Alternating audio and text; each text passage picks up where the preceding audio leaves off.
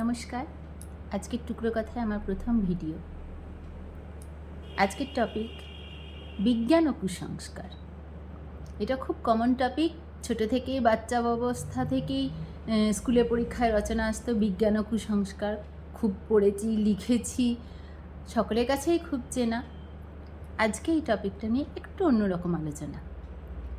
সে তো পরমাণু বোমা, বিজ্ঞানের দান না অবদান, এরকম কি বিড়াল রাস্তা কাটছে, কুসংস্কার, এগুলো আমরা ছোট থেকেই শুনেছি, অনেক জানি, সকলেই বলে। মোটামুটি আমরা সকলেই জানি যে এগুলো বিজ্ঞানের আবিষ্কার আর এগুলো কুসংস্কার। তাহলে অন্যরকম কি আছে? অন্যরকম বলতে বিজ্ঞান কি আমরা জানি মোটামুটি, নতুন নতুন খোঁজ হচ্ছে, মানুষের এত কৌতূহল, সেই কৌতূহলের প্রশ্নের উত্তর খুঁজতে গিয়েই মানুষ একটা একটা করে জিনিস নতুন নতুন আবিষ্কার করছে। সেটা হয়তো কখনো ভালো কাজে লাগছে, কখনো ধ্বংসাত্মক কাজে লাগছে, কিন্তু যাই হোক এগুলো বিজ্ঞানের আবিষ্কার। তাহলে বিজ্ঞান কি আমরা জানি? বিশেষভাবে কোনো বিষয়ে জ্ঞান অর্জন করাকে বিজ্ঞান বলে। কুসংস্কার কি? কু কথার অর্থ খারাপ, সংস্কার মানে তো ভালো। তাহলে ওইটারও দুটো ভাগ, সংস্কার আর কুসংস্কার। সংস্কার কি? যেটা আমরা প্রচলিত রয়েছে, ব্যবহার করে আসছি সমাজে, এমন কিছু নিয়ম কানুন বা বলা যায় আচার অনুষ্ঠান, সেগুলোই আমাদের পরিবর্তিত হচ্ছে সংস্কারে। যখন সেটা ভালো কাজে লাগে, মানে তার আউটকামটা, তার ফলটা ভালো হয়, তখন সেটা তত দূর পর্যন্ত সেটা সংস্কার। যখনই সেটা ফলাফলটা বাজে হয়, কোনো কাজে তো আসছেই না, উল্টে ক্ষতি হচ্ছে, তখনই সেটা হয়ে দাঁড়ায় কুসংস্কার। আমি যখন ছোট ছিলাম, আমার বাবা আমাদেরকে একটা গল্প বলতেন। কোনো একটা গ্রামে একসময় একটা কালী পুজো হতো। ওইখানে গ্রামের একটা বড় ফাঁকা মাঠ ছিল, সেই মাঠের পাশে একটা বাঁশঝাড় ছিল। সেই বাঁশঝাড়ে বাঁশগুলো নুয়ে পড়ছে, তা প্যান্ডেল করে পুজো করতে বাঁশগুলো খুব ডিস্টার্ব করতো। সেই বাঁশগুলোকে সরানোর জন্য দড়ি দিয়ে উল্টো দিকে টেনে খুঁটির মতো বেঁধে, একটা খুঁটি পুঁতে সেটাতে বেঁধে ওখানে প্যান্ডেল করে কালী পুজো করা হতো। এবারে বহু বছর পেরিয়ে গিয়েছে, সেই বাঁশঝাড়ও আস্তে আস্তে পরিষ্কার হয়ে গেছে, আর বাঁশঝাড় নেই। তখন ছিল ওইটা সংস্কার তাদের, ওই বাঁশটা তাকে টেনে বাঁধতে হবে, না হলে তাদের কাজে ডিস্টার্ব হচ্ছে, তাই তারা বেঁধে করেছে। এখন আর নেই, বাঁশঝাড় পরিষ্কার হয়ে গেছে, প্যান্ডেল করে পুজোটা এখনও চলছে। কিন্তু তাদের যারা মানে পুরনো দিনের মানুষ, বয়স হয়ে গিয়েছে, তারা বলছেন যে আমরা ছোটোর থেকে দেখে এসেছি, এটাই আমাদের সংস্কার, এটাই আমাদের নিয়ম। এখানে একটা বাঁশ টেনে এরকমভাবে খুঁটি দিয়ে উল্টো দিকে বেঁধে, প্যান্ডেলের উল্টো দিকে বেঁধে তারপর পুজো করতে হয়। বাঁশঝাড় নেই, তাহলে কি হবে? একটা বড় লম্বা বাঁশ নিয়ে আসো, একটাই নিয়ম রক্ষার জন্য একটা বাঁশ হলেই হবে। এনে বাঁশটাকে ওখানে পুঁতে তাকে মাথা থেকে উল্টো দিকে দড়ি দিয়ে টান দিয়ে বেঁধে প্যান্ডেল করে ওখানে পুজো হচ্ছে, যেটার কোনো যুক্তিই নেই। কিন্তু তারা বলছে কি যে এটাই আমাদের সংস্কার। আমরা বাইরে থেকে দেখে বলছি এ কি কুসংস্কার, ওটা কোনো প্রয়োজন নেই, অকারণ একটা বাঁশ এখানে এনে পুজো করছে। তাহলে এই গল্প থেকে আমরা বুঝতে পারলাম কোনো একটা টাইমে সেই কাজটা তাদের সংস্কারের মধ্যে ছিল, আজকে সেটা প্রয়োজনীয়তা হারিয়ে কুসংস্কারের, মানে কিছুদিন বাদে হয়তো সেটা হয়তো কোনো ক্ষতি করছে, এরকম দিকে চলে যেতে পারে, চেঞ্জ হতে হতে, তাহলে সেটা কুসংস্কারের পথে চলে গিয়েছে। তাহলে যে কোনো কুসংস্কার আমরা হঠাৎ করে একদিনে দাগিয়ে দিতে পারি না যে এটা চিরকালের জন্য এরকমই ছিল। বিভিন্ন সময়, স্থান, কাল, পাত্র ভেদে কখনো হয়তো কোনো মুহূর্তে হয়তো সেই কাজটা সংস্কারের মধ্যে ছিল, আজকে সেটা মানুষের মধ্যে ধারণার পরিবর্তনে, সামাজিক পরিস্থিতি পরিবর্তনের ফলে ইভেন সেই ঘটনাটারও রূপ পাল্টাতে পাল্টাতে কুসংস্কারে দাঁড়িয়ে গিয়েছে। বিড়ালের গল্পটা তো আমরা সবাই জানি, যে এখন রাস্তা দিয়ে বিড়াল কেটে গেলেই বাবা দাঁড়িয়ে যায়, রাস্তায় আর বেরোবো না, বিড়াল কেটেছে তো তাহলে অ্যাক্সিডেন্ট বা কোনো একটা দুর্ঘটনা কিছু একটা হবে, তার জন্য আমি অন্য কেউ পার করে যাবে তারপর আমি রাস্তাটায় যাব, ওই বিড়াল যেহেতু কেটে গিয়েছে। কোনো এক সময় আমি এটা পড়েছিলাম, সত্য মিথ্যা আমি অতটা জানি না, কোনো এক সময় ইউরোপ থেকে এই সংস্কারটা এসেছে, যেটা এখন আমাদের কুসংস্কারে দাঁড়িয়েছে আর কি। সেখানে বাড়িতে সবাই বড়রা কাজে যায়, বাচ্চারা বাড়িতে থাকে, তাদের সঙ্গী ছোট ছোট অনেক বেড়াল, তো সেই বিড়ালগুলোকে নিয়ে তারা খেলে আনন্দে খেলা টেলা করে থাকে।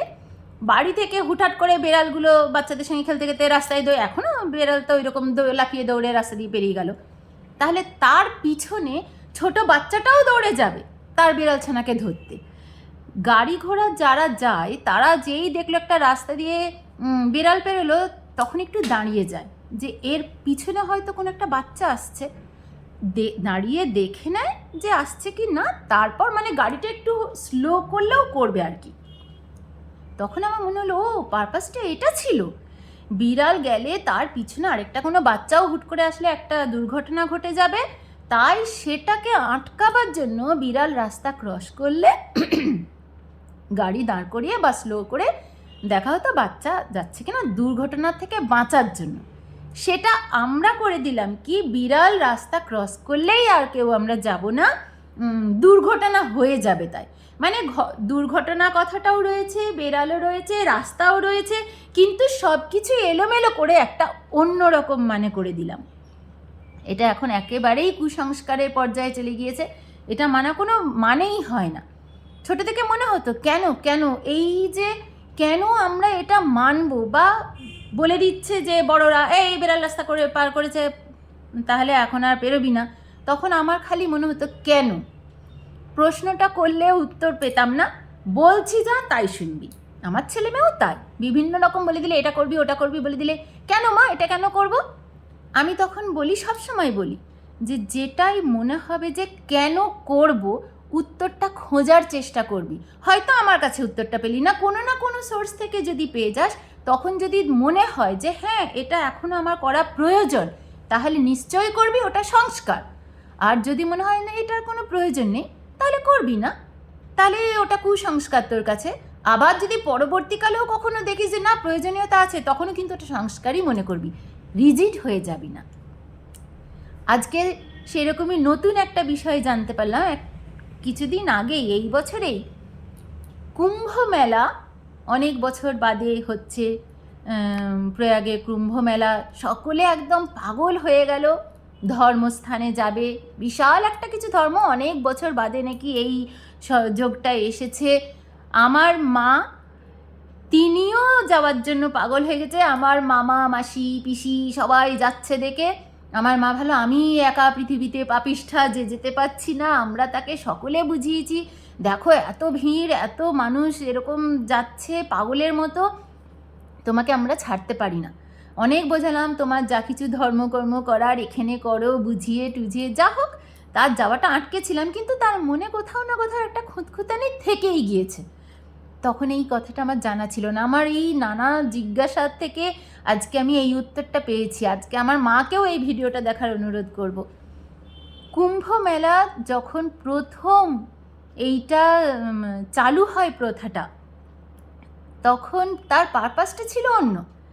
আমাদের সমাজে ব্রাহ্মণ ক্ষত্রিয় বৈশ্য শূদ্র বিভিন্ন স্তরের মানুষ তারা একত্রিত হয়ে তাদের ডিউটি পালন করে সমাজটাকে সুন্দরভাবে চালাতেন। তো এই সমাজ চালানোর জন্য, একটা রাষ্ট্র বা দেশ চালানোর জন্য একটা কনস্টিটিউশন থাকে, সেই কনস্টিটিউশনের বিভিন্ন নিয়ম সবসময় যে একই থেকে যাবে তার কোনো মানে হয় না, কারণ আমরাও দেখছি আমাদের কনস্টিটিউশন সেই 1950 সাল থেকে চলছে, এখন তার মধ্যে অনেক কিছু আমাদের মনে হচ্ছে যে সংযোজনের দরকার বা এটা কিছু একটু মডিফিকেশনের দরকার, নতুন নতুন প্রবলেম ইনক্রিজ করলে তখন আমাদের মনে হয় যে এই রকমভাবে হলে কি আইন হওয়া উচিত। এটা আমাদের সকলের একটা সুবিধার্থে আইনের নতুন সংযোজন অথবা কিছু মডিফিকেশনের প্রয়োজন, এটা আমরা সকলেই বুঝে গেছি এতদিনে।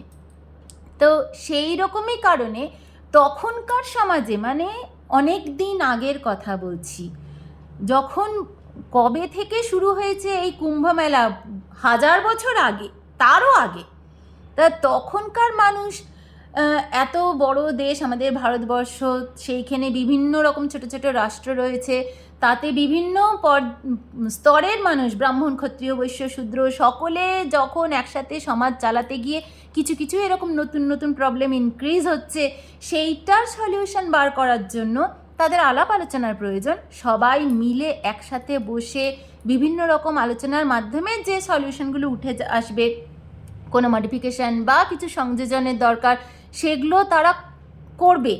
এইটার জন্য প্রত্যেক 12 বছর অন্তর একটা সুনির্দিষ্ট জায়গায় এরকম একটা মিটিং মতো হবে আর কি।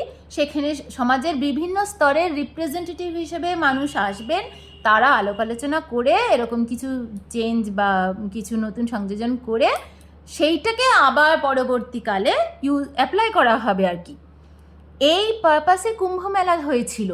তখন সেইভাবেই মানুষেরা আসতেন, এইখানে এসেছেন সকলে একটা কোনো ভালো জায়গা, নদীর ধারে, যেখানে ভালো মনোরম পরিবেশও হবে।